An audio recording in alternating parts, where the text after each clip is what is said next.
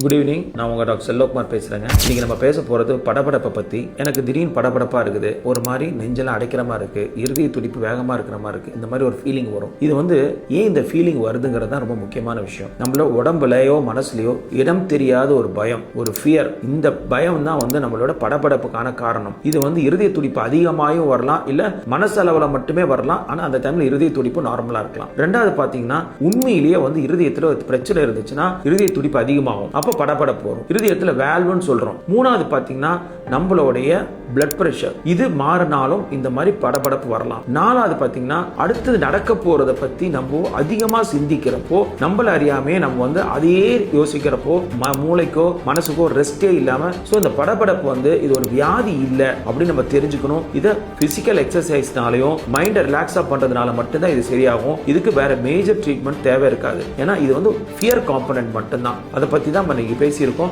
உங்க ஃப்ரெண்ட்ஸ்க்கெல்லாம் சொல்லுங்க. Thank you very much.